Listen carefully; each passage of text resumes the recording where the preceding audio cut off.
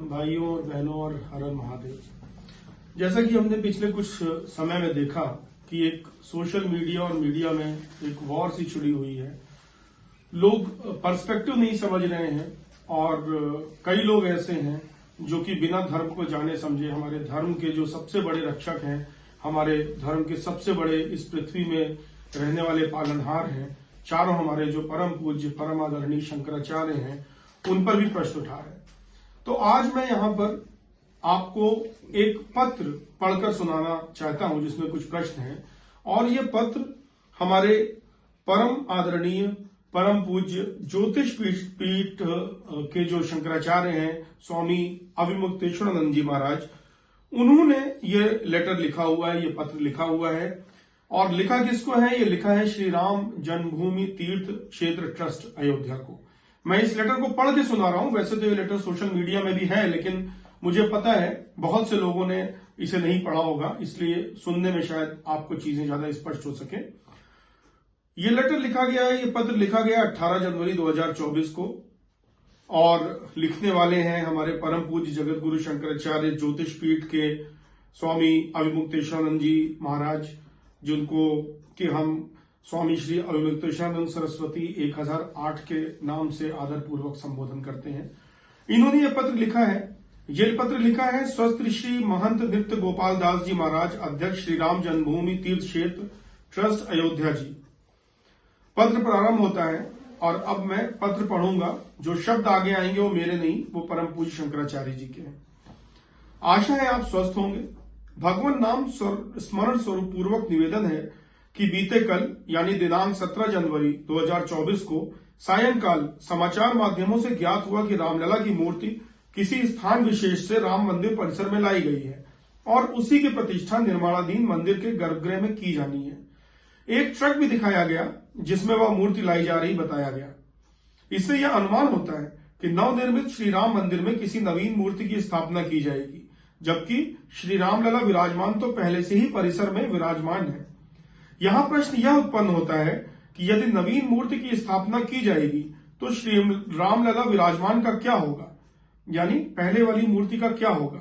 अभी तक राम भक्त यही समझते थे कि यह नया मंदिर श्री रामलला विराजमान के लिए बनाया जा रहा है, पर अब किसी नई मूर्ति के निर्माणाधीन मंदिर के गर्भगृह में प्रतिष्ठा के लिए लाए जाने पर आशंका प्रकट हो रही है कि कहीं इससे श्री रामलला विराजमान की उपेक्षा न हो जाए।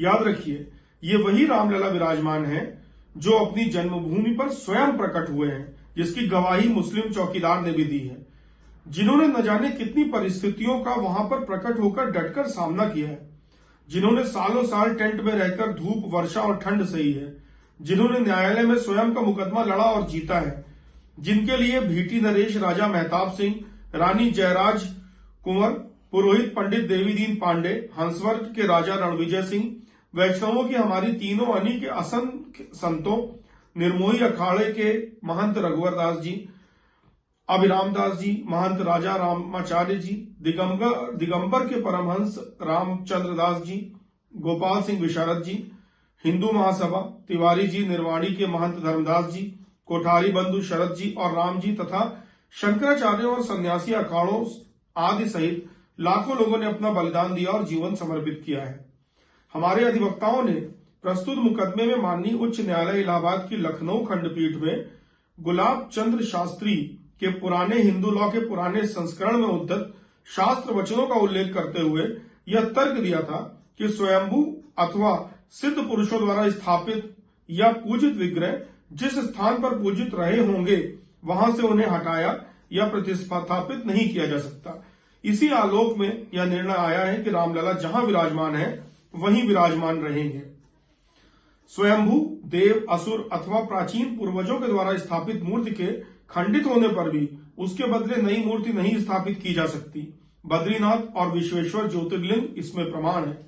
इन संदर्भों में हम आपसे सविनय अनुरोध कर रहे हैं कि कृपया यह सुनिश्चित करें कि निर्माणाधीन मंदिर के जिस गर्भगृह में प्रतिष्ठा की बात की जा रही है वहां पूर्ण प्रमुखता देते हुए श्री रामलला विराजमान की ही प्रतिष्ठा की जाए। अन्यथा किया गया कार्य इतिहास, जनभावना, नैतिकता, धर्मशास्त्र और कानून आदि की दृष्टि में अनुचित तो होगा ही, श्री रामलला विराजमान पर भी बहुत बड़ा अन्याय होगा।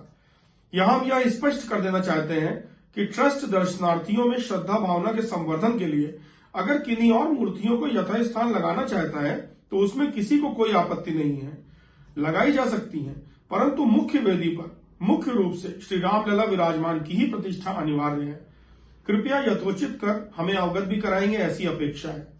पुनश्च आप श्री के माध्यम से हम राम जी के इस मंदिर के इस स्थपति श्रीमान सोमपुरा जी से भी जानना चाहेंगे कि वास्तुशास्त्र के अनुसार मंदिर पूर्ण निर्मित होने पर ही निर्माण कार्यता को समर्पित किया जाता है, तो उन्होंने अर्ध निर्मित मंदिर को किस आधार पर प्रतिष्ठा के लिए उपलब्ध करा दिया और इस कारण से होने वाले अतिरिक्त व्यय और आगे के निर्माण कार्य के चलते रहने पर दर्शनार्थियों की सुरक्षा का दायित्व क्या वे ले रहे हैं, क्योंकि निर्माणाधीन परिसर के लिए भी कुछ नियम कानून है जिनका पालन आवश्यक होता है। हस्ताक्षरित स्वामी श्री अविमुक्तेश्वरानंद सरस्वती जी 1008 परम आराध्य परम धर्माधीश उत्तर नामन्याय ज्योतिष पीठाधीश्वर जगत गुरु शंकराचार्य।